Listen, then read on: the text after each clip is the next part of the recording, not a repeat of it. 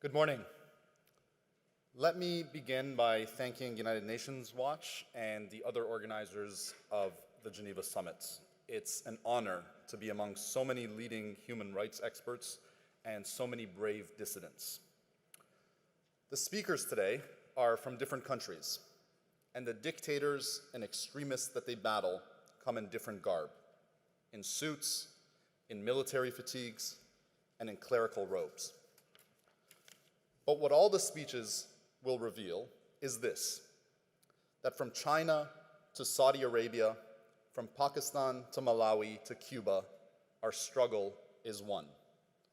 Our struggle is for the right to think, to speak, to assemble, and to decide our own futures. Our collective struggle is, above all else, for simple human dignity. I'm a Canadian, but I was born in Iran, and I'm here today to tell you that nearly 80 million Iranians are part of that struggle. I was born shortly after the Iranian Revolution, and some of my earliest memories are of visiting my uncle in Iran's prisons. He had been arrested at the age of 19 in the reign of terror that followed the Iranian Revolution. His crime was selling newspapers that the new regime didn't approve of. And for that, he was subject to a 5-minute kangaroo court without counsel, tortured to the point of paralysis, and given a 10-year prison sentence. Of that 10-year sentence, he served only 8. In the summer of 1988, he was, along with thousands of other political prisoners, summoned out of his cell, brought before yet another kangaroo court, which the prisoners themselves called a death commission, questioned for no more than 2 or 3 minutes, and sent to hang. Like thousands of other families, mine heard about his execution weeks after it happened. We were summoned to a prison to collect his few belongings. We were told that we were not allowed to hold a funeral for him. No body was ever returned to us. To this day, we do not know where he's buried. There has never been justice in his case. In fact, not only has there never been accountability, but the very people who carried out that massacre continue to be promoted. In her seminal book, Eichmann in Jerusalem, Hannah Arendt wrote, "It is one thing to ferret out criminals and murderers from their hiding places, and it's another thing to find them prominent and flourishing in the public realm. The men who arrested, tortured, and murdered my uncle are today prominent and flourishing in the public realm." One such man, Mustafa Pourmohammadi, who served as a member of that 1988 Death Commission, was until recently Iran's Minister of Justice. What a cruel joke. Another such death commissioner, Ebrahim Raisi, is today the head of Iran's judiciary. And the same man, implicated in the murder of thousands and its cover-up, has now been assigned to lead the investigation into the murder and cover-up surrounding the shooting down of the Ukraine international flight. What a cruel joke. The Western media that covers Iran constantly tells us that Iran's politics is limited to a battle between hardliners and reformists, while none other than the so-called reformist president, Hassan Rouhani, appointed these death commissioners to their roles. What a cruel joke.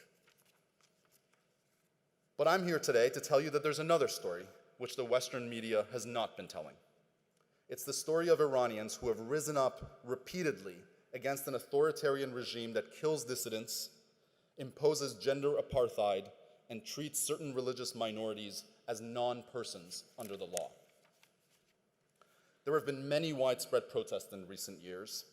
Just last November, hundreds of thousands of Iranians took to the streets, even in the most conservative and religious corners of the country, to demand an end to a regime that has left them unable to find work, to feed their children, and to live normal lives. They demanded an end to the regime's vast and uncontrolled corruption. They demanded the right to speak. They demanded that Iran's political prisoners be set free. and the regime responded with violence that shocks the conscience. It shut off the internet for nearly a week, preventing Iranians from organizing and stopping the world from seeing images of the regime's brutality. And then, in approximately 3 days, the regime killed 1,500 people, often using snipers in helicopters to shoot indiscriminately into crowds. And it's arrested nearly 7,000 people who will undoubtedly be tortured and subject to trials that fall short of international standards. Some will almost certainly be executed. The other story you don't often hear is of what the people chant when they take to the streets. They chant in Persian, "Not for Gaza, not for Lebanon, I give my life for Iran." They chant, they tell us the enemy is America, but our enemy is right here. And they chant, "Reformist, hardliner, it's game over." What these chants mean is that Iranians are sick of a regime that squanders their wealth on terrorist proxies abroad, in Gaza, in Lebanon, and elsewhere. They're sick of the lie that America is to blame for all their problems, and they're sick of the lie that this regime can be reformed. So what do Iranians need from us? They need us to be their voice. And for those of us who are fortunate to live in democratic societies, they need us to tell our governments that the only way to help the people of Iran is by helping them topple by themselves, and I stress, by themselves, this authoritarian regime. They need us to be their voice at places like the UN Human Rights Council, which regrettably, too often, turns a blind eye to dictatorship.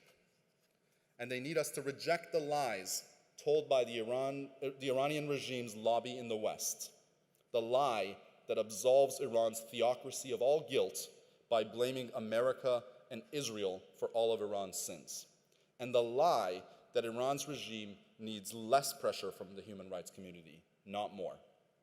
In short, what Iranian people need from us is meaningful and sustained solidarity. I began by saying that all of us in this room are united in common cause and common struggle, because we all recognize that the desire for human rights and democracy is universal. Today, the people of Iran are sacrificing life and limb to achieve that desire. I hope that you'll support them. Thank you.